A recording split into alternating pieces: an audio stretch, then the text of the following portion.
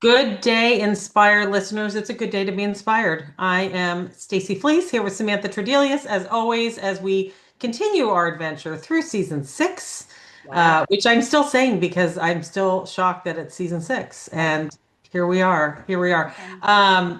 We've told you guys that we're really kind of elevating the game this year and really amplifying some voices that are really going to give you guys good information to take away, good nuggets to take away. Not that the other seasons didn't, but we're taking it up a notch this year. And today's guest definitely fits that bill. We have with us Michelle Wolf, who is the founder of Empower Purpose. Michelle, how are you today? I'm great. I'm awesome. I'm just excited to be here with you and two other amazing women that are doing fabulous things in the world to support other women, right? We're doing the Absolutely. work. We're doing Absolutely. the And work. I'm gonna throw it out before we get too deep. Another fellow USC grad. Fight So on. this is fight on. This is going to be a even better conversation because Oh, to amplify more USC voices is that's even right. more meaningful to me. Absolutely. So, Michelle, your business it's an integrated business and wellness community, and you have a variety of products that you offer, which we will get to. But I really want to dial it back to kind of how you got to this place because you were a deep executive in some very high-end companies, and the story that you tell about kind of the one that hit you like a rock. It hit me like a Yeah. rock just reading the Yeah. story. So Yeah. take us Oh. back to pre-Empower Purpose and sort of what you were doing and the brick that hit you over the head. Okay, thank you so much. Well, first of all, thank you for having me here again. I just want to say one thing. I like to use my middle name, which is my maiden name, which is Valenzuela. Part of that is because I am Latina, and I think people see blonde sometimes and mistake. But in addition, I'm very like attached to my cultural heritage, so it's always Michelle Valenzuela Wolf, just so that you know. But separate from that, how did I get started? So I spent a significant period of time, yes, in the corporate world. I worked in brand and corporate marketing for years. And the big aha moment for me that you're talking about, I mean, I worked at big companies like Disney and Mattel and Warner Brothers. I worked at many big institutions. And I got sick with a violent allergic reaction. So before you and I got on this call, we talked about that we're around the same age, right? Back in our day, there was no flex time. We worked our asses off and Nobody worked at home. nobody P.S. worked at home. Nobody Millennials and just Gen like dial it Zers. in. Yeah, there was no Zoom, so get Yes. over yourselves. Yes. And basically like if you were in a meeting and you didn't know what you were doing, it wasn't like, oh, my Zoom dropped off, so I could go get my piece of paper. Or I'm really in a yoga class, but I'm like It was not full exposure, full exactly. exposure. Just so that we could be completely honest, because it actually leads into a project that I'm starting to work on right now. But essentially, I got sick with a violent allergic reaction to stress. And it was heartbreaking, to be honest with you. And I still look back on that day and look back at myself and say, how did I allow myself to get there? And the bottom line is by avoiding the signs that were coming. So my body kept talking to me. My body was keeping the score like the book, right? But I wasn't listening. My answer for the hives that I was getting on my body and for the stomach illnesses that I was having, ulcers and stuff, was to essentially ask my assistant at 5 o'clock when I finally got back to my desk after meetings all day to get me a Diet Coke from the vending machine so I could put it on my body so that I could take the hives down. Because I thought for sure it had nothing to do with stress. Because what was stress? People didn't talk about mental health or wellness back then. No, and I would not equate hives to stress. That wouldn't, I mean, No. that wouldn't even occur to me. But there was another part of the story too that I want you to tell people because Yeah. this is the one that especially struck me besides your emergency trip to the Yeah. hospital with hives, when you were in the elevator with the executive who had the 9-year-old. Yes. So essentially at this time it was probably like 9:30 at night and I'm going down the elevator and I look at a female executive and I said, "Oh my gosh, are we're going home." Or I wasn't going home yet, but she was going home. And I said to her, what are you doing? And she's like, oh, well, today's my son's, I think it was eighth birthday, but maybe it was ninth, and I'm not remembering. See how we block things out. And she said, I said, wait, tonight's your son's birthday? And she said, yes. And I said, oh, wow. So literally it dropped like a bomb on me. Like, this is the woman I meant to be emulating. It's 9:30 at night. I then ask her, so wait, are you, sheepishly look at her like with a smile on my face and say, are you planning on going to celebrate him right now? And she said, oh no, we'll just celebrate him on the weekend. And so, in fact, actually, I've interviewed 150 women on my podcast, and I'm sure, like you, as we go through these stories, we learned how much women sacrificed to be something they thought they wanted to be, right? Yeah. And so that moment in time for me really represented this. I don't think I want to be her. Yeah, That's because that's your future right there standing next to you in the elevator. That's the direction you're headed. Absolutely. And I have so many conversations with, I just ran a visioning workshop 2 weeks ago, and someone who's from my original women's group was there who used to be an executive at Disney. And she said, while all these women were worried about transitioning their children in preschool and had to be sitting there for 2 weeks during transition, I was like, I have to get to work. I have meetings. I can't be sitting here. I'm going to be in trouble. And I could tell you stories about my old former boss at Mattel, who we ended up raising children together.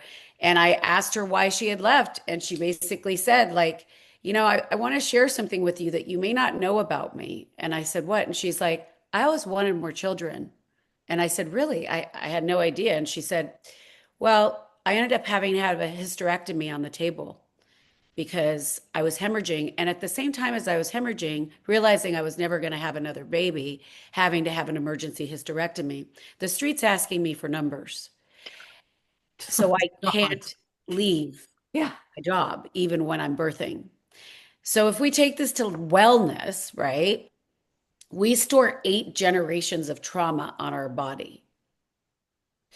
We are so unaware that we bring things from in utero through the birth canal, right, into our lives. And I know this now because I'm a breathwork facilitator, as you know, but it is so interesting to see what we store that comes forward. So if we look back at like the days that like I was leaving the corporate world and I was like, everything I do when I become a coach, which wasn't a plan, um, needs to come from the integration of business and wellness. It's because we can't have one without the other to be whole and successful. Does that make sense? Totally. It's interesting, this conversation. I was having dinner with a girlfriend last night who has her dream job. She's traveling, she's worked her way up and got You didn't there. get an invitation to dinner? It was an impromptu. Oh, Um, and she goes, I didn't somebody, either, by the way. I know. Well, Michelle and I are only slightly offended. Dude, I was going to fly up there. listen, that's fine. But she says to me, she says, somebody had asked her, well, don't you feel like you're missing out? Because she's got a daughter who's, 12, 13 years old. And she just said, no, because I remember when I was growing up, my mom worked. And, I think it's important for me. And she was almost like having this conversation with me, like validating like why it's okay. And I'm like, yeah, dude, like Do what your needs are and what your value set is, but it's like so just this double-edged non like societal nonsense with women where we have this like guilt thing where we feel, just like what you're saying, and then you're physically, you make yourself sick because Absolutely. you're being so pulled in. We had a conversation yesterday with our guest about the same thing, and just like this burnout, this like lack of understanding what's happening in here and how we can kind of manage it. And so I love like what you're bringing to the table, and with the Yeah. breath work and the concepts and you've actually been there in the seat. So it's not Absolutely. like you're coming in just waving a magic wand going, here's Absolutely. what you do. You're like, no, no, no, I've been there. Yeah, and I have to say, I do feel like that's a lot of the reason why I attract a lot of people that work with me as a coach, because I bring all these different elements in. And it is because honestly, I have sat in their seat and I do understand how hard it is. Like, we could talk about boundaries and time management and rituals and habits and routines, but it's easy to talk the talk and it's not easy to walk the walk, especially when we have so many varied value sets sitting around the room that and the way that we're raised, like you're saying, that, basically not everybody values what you value. And just because, I mean, I can remember being in the corporate world and I had a peer who would leave every day at 5 o'clock. And I would say, how the hell does she leave? And she would literally leave her team doing all the work. And I personally was more like, oh, we all need to share in this together, like a collaboration. Collaboration is one of my top values. But the thing is, there is a way that if we have honest and transparent communication around it about what the needs are, that we can all really truly win. And there are going to be the days that we're honestly, yeah, we're going to be on the road. Like, I'm no different. Like you and I, all three of us, we have multiple jobs we do. And I was We've all flying got up the kids hill. too and things, it's like life is Absolutely. psycho. Exactly. Like I was flying up the hill earlier today. I had a call started at 9 o'clock, and I was like, "Oh my God, I got to get there. I'm late." And I was like, "Michelle, breathe. Like, just you're the one who actually like teaches people this. Like, you have so much right now. It's amazing. I'm sure you feel this way. This year started off way differently than last, and there's a lot of opportunity. There's a lot of amazing momentum, but that also comes with choice." So we have to be honest with ourselves. Like I feel so blessed to be, what a gift this is, honestly, to be on this call with you guys, because it's like refreshing to have an honest conversation with people about, life is just not easy. Life isn't always peaches and strawberries. Yeah, Sometimes but it's we're here to like better support shit. one another through it, right? That's the theory anyway. I agree with you. We like to think we are. Not everybody is. Not everybody is in our camp.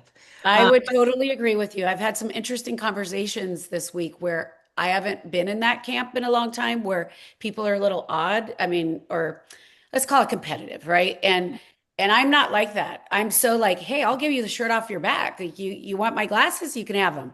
Um, you know, but again, we are all don't have the same value set or goals, right? But it's kind of Exactly. okay But that we don't. you do Yeah, bring that's a how we all unique, grow. yeah, It'd be exactly. boring if we're all alike. Fair, fair. But you do bring a unique understanding, bringing both the business and the wellness side together. And so, I do want to kind of circle back a little bit to how Empower Purpose got started, because here you Yes. had this, physical issue, this hives issue. You ended up in the ER.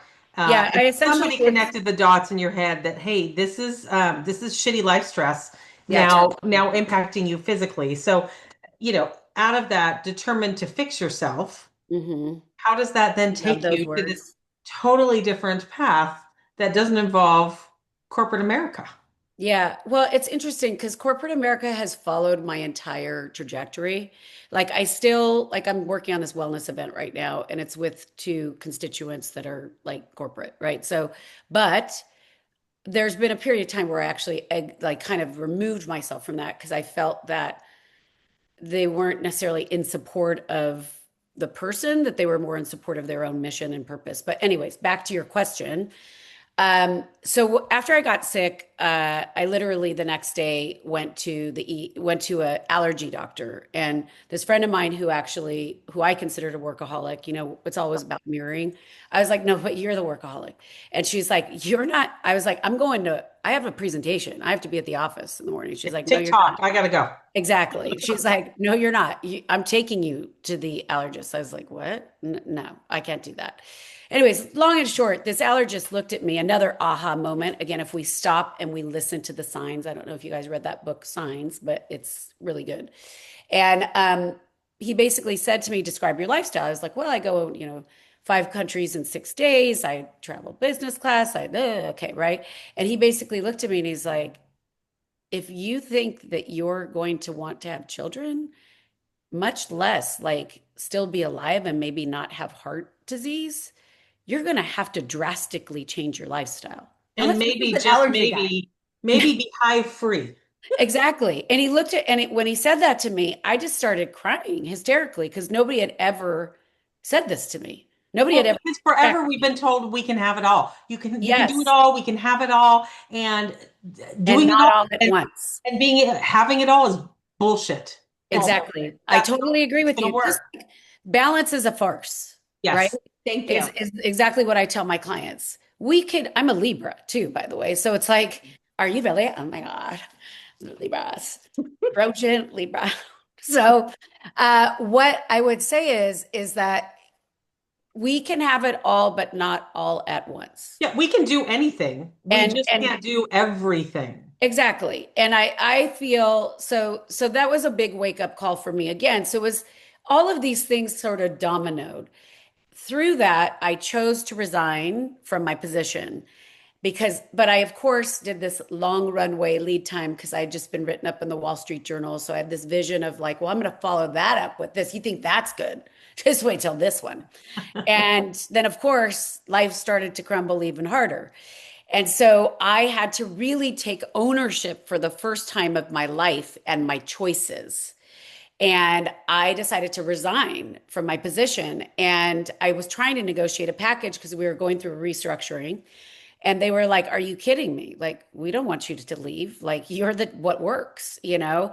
So the long and short is I was the first employee at Mattel that they ever offered like flex time to. 'Cause I went in and I basically said to them, so here's what I think I want to do. Like I just came up with a bunch of stuff that I thought they'd say no to, guys. Like I literally was like, You're like the creator of Flex Time. yeah, You exactly. You're Like, like, should I add want that to this your resume. and I no want a way, I'm pony. gonna do that. That should be on my resume for sure. Yeah, Yeah. no, I literally said to them, I was like, I want to work 30 hours. I want to take 3 months off. I want my stocks to vest. I want to come back, but I want to work in the Mattel University. I had like literally like and I thought, there's no way they will. Fully prepared for them to say no, and you'd Yeah. say, thank you very I was like, much. they will Have a never nice let a day. marketing person go work in the like sort of facilitation role. Like they're going to get rid of me. And he looked at me and he said, "Great, go talk to HR." And I literally was like, "Oh You're shit." like, that's not the answer I wanted. Yeah. I was like, "No, you're supposed to say bye." Yeah. Like, You wanted that permission to leave. I wanted permission, but what the universe or God was asking me to do was like, lady, take charge of your life. This is your time. Stand up for yourself. And I literally didn't get it, right? So I took the position knowing that I didn't want to actually be in it. And the long and short was at that time, of course, kind of typical corporate America, there were contingencies upon that approval, right? So it was like, well, you're going to go to your going away party and you're going to pretend like you're not coming back. And then when you come back, you're actually going to report into strategic planning, not into the university. And the net is that in service of himself for his division, because he was the president of one division, he wanted to essentially roll out a marketing training program for him that then he could roll out to the company. Does that make sense? Yep. Yeah. It was a beautiful offer. But my point to him was, well, this isn't really what I wanted to do. I really wanted to do like training. Like I wanted to train people on some ways that they could lead more effectively. So the net is I got into coaching and leadership training because I wanted to teach future leaders how to effectively lead and not lead by fear, but actually lead by consensus. And yes, consensus is not easy in a team when you have 100 and something people. No. But in environments I worked in, everybody was terrified by the boss. And what we learn is that it doesn't need to, we don't need to be filled with fear to speak our truth. And that speaking our truth, we can do. We just need to feel safe enough and know that we're valued enough and that people will acknowledge us to do that, right? So So do you I think like basically, yeah. these roadblocks that people have where they don't feel safe enough or they don't feel strong enough, like where does that come from? Is that society telling us? And I know like women suffer from this a lot because Yeah. like we're afraid to ask. And Yes. so a lot of times women aren't in the roles that they want to be in because they never ask for it, Yes. essentially. But why? They never ask for the money and they never ask for Yeah, the like time. why are we still here? I guess is my question. Well, I think yes, definitely societal norms, but I think it really goes into worth. How do you value yourself? And I mean, I think is interesting. I was just pricing myself this panel this event I'm doing. And I was like, well, if I do that, then am I kind of blocking out these people? So the net is we're always looking to try to please, to people please, we were trained to be codependents at young ages. We were trained by witnessing what happened in the home of how to build peace.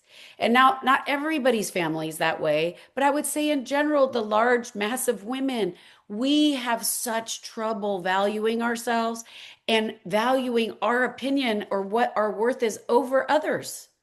Which is so ridiculous. It So is. let me ask you a question though, going back to leading with collaboration versus Yep. fear. So you work primarily with women, correct? Primarily with women. Okay. Yes. So I work really well with men though, too. But in I in, chose te- my name. in teaching leadership by collaboration, is there, particularly from the women, is there pushback that leading with collaboration could show weakness that Ooh. men don't show? Absolutely. I mean, I think women are consistent perfectionists, right? And whether you're an overachiever or not, women are afraid to fail. And men don't even think about it as failure. But the way I teach it with either if I'm coaching you individually or within my membership or in my classes, it's really about failure is learning. Yeah. Failure is an experience and permission to learn. It's interesting that you say men don't even consider it failure. Yeah, they don't. It doesn't even cross their mind. Yeah, No. no. And I think when you when you ask, like, do women push back, right? And the perfectionistic component, right? Um, I think that it's about giving people the permission to see it as progress.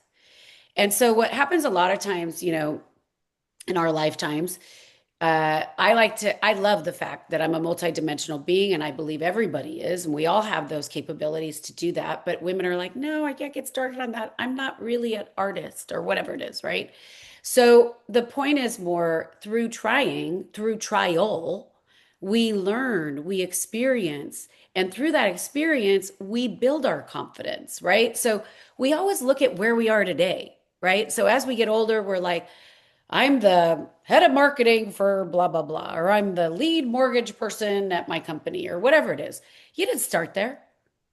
You probably didn't even know how to read a contract. I mean, if you gave me your job today, I'd be like terrified. You know, I would be terrified. But I would say, hey, Samantha, hey, Stacey, like, listen, I just want to let you know, I really don't know much about this, but I'm looking to you to lead me. Like lead me so that I could learn because I really want to emulate that you're like the best in what you do. And that's another thing women have trouble with is vulnerability. So yesterday I just had this conversation with the head of school. My daughter's applying for high schools and we were talking about she was in San Francisco actually funny enough and she was with all these lead educators and she was like, I have my PhD and I'm sitting there and I'm looking around and I'm like, I'm nowhere near as smart as these ladies. So I started thinking about worth, exactly what we're talking about. And I said, I have to share something with you. So when I worked in the corporate world, I didn't have the pedigree necessarily. I didn't have the MBA. Like I had worked through those years. I had more real world experience than my peers, but they had the title, the letters, right? And I remember thinking, oh my God, I don't know that or whatever. I said, but you know what? How at Mattel, without any training, there were no training, sink or swim. People would get up for meetings. There's like 5 different buildings, and nobody would tell me where they were going because they were like, go ahead, let's see how you survive. Figure it And out. yeah, and I literally had to befriend like every person on my team. I set up meet and greets with 63 people for a half hour to basically say, can you explain to me what you do? Because I don't understand how it fits within the whole pie. Because nobody trained me. Well, And but there is a level of courage that you have to have Most people wouldn't to do go with that. that. And I think people believe that you need to have confidence to then have the courage to do that. And it's really the complete opposite. You I just have totally to have the agree. courage to start, and the confidence will come. But Yes, people wait. they We get say petrified. being ready is a myth, right? We've talked about this before, that they wait until it's perfect. They wait until they're confident. You don't need to be legit to start. You Well, just I need to think have the courage to start. exactly. And I think something that the two of you said before we actually even started recording was so refreshing. You said, we don't edit our podcast. We just, we're having a conversation, we're talking. So I love that because it's real. And that is what's missing in our society is that people think they have to come polished and perfect and have it edited. And, in the 150 episodes that I've done, because I am the exact same way, I don't really edit my podcasts or anything. I think there's been so many successful people, like I'm sure, like you, two people who have asked me to edit the podcast. We've had the same. It's always like the financial planner or the lawyer. Well, in my case, it was an actor. And I will say there was a specific reason why he was asking. A little section to edit out. Yeah. And so, like, I mean, I felt for him because it was during strikes and things like that. So I was like, okay, I get it. I get it. I'll do it, but I don't normally do this. And I think also one of the things that people have said to me about it is that I have a way of disarming people and diffusing them, that they say things that they wouldn't normally ever say, right? And they're like, "Wait, how did you get me to say that?" I'm like, I didn't try. I just asked you a question." Well, you It's your opened voice. up Pandora's box. It's your Yeah. voice. It's calming. But I think, and I was speaking about this yesterday, and I speak about it loudly online. It's like authenticity wins every single day. So producing this polished version of yourself, whether it's your brand or you in the workplace, I mean, yeah, you want to be able to show up and stand up where you need to, but also being like authentically you is what makes you you and what makes you appealing as a salesperson, as a business provider, whatever that is. And I think so many people get so caught up in the, what are they going to think, or how is this going to look? And I don't know, it's when you turn 40, maybe you stop giving I a know, shit, right? right? Or you're I'm just like, like, here I yeah, am. I agree. Every I year think there's fewer and fewer fucks to give. I'm exactly. booked out entirely. So I think there's an arrival, right? I mean, I think for women, it is actually a statistical fact that in our 50s, we have a second coming, right? We actually are in our next chapter, and men are basically stopping, right? They truly are trying to retire. so this is when we can excel. This is when we can walk past them, over them perhaps. Yes, if we'd only And get hired. yeah. We are rising.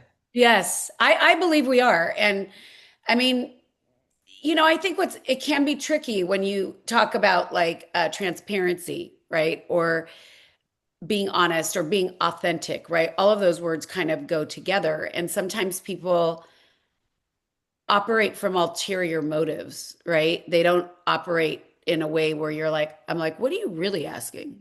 You know? But they don't get that most people can see right through that. Most people that they're trying to attract can see that and go, this Doesn't isn't feel right. passing the sniff test. But Now, I have to say, remind the me, three of us aren't most people. Fair. now, do you have an event coming up in this spring? Did I see something on that?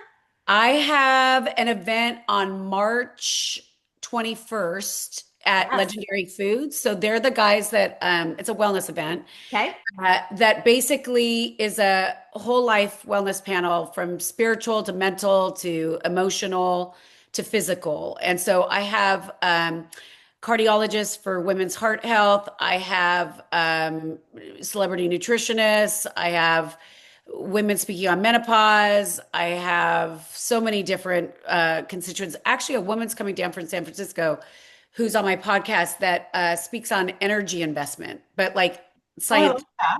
Yeah, it's awesome. You should have her on your podcast. She would love it. Her name is Sarah Dean. She's amazing. So Cool. she'll probably do a little bit of an upfront, but it's a whole experience. Like everything I do is never just a panel. Like I could just make my life so much easier if I didn't want to curate things. But it is actually like we'll do breath work and meditation, but and some yoga, but then in addition, this panel, and then we'll have a lead speaker, and it's all at the legendary offices. So these guys, their corporate headquarters is like 10,000 square feet. They're the guys who originally started Quest Nutrition, the protein bar company. Yep. Oh, yeah, I love their chips, by the way. Everybody I'm a loves those. fan. Yes, Yeah. exactly. People love actually, so Legendary has mac and cheese now. They also have what else do they have?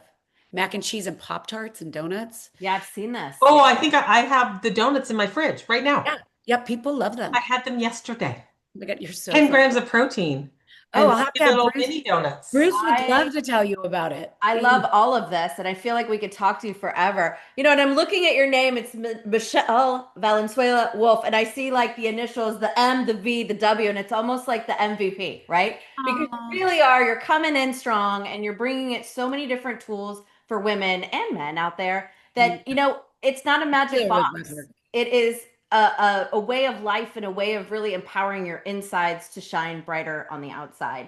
So Yeah. empower, it's EmpowHER Purpose.com online, and also empower underscore LA on Instagram. We'll go ahead and put that in the show notes. We really appreciated you today, and we hope that everybody this day, this month, this year gets out and is inspired.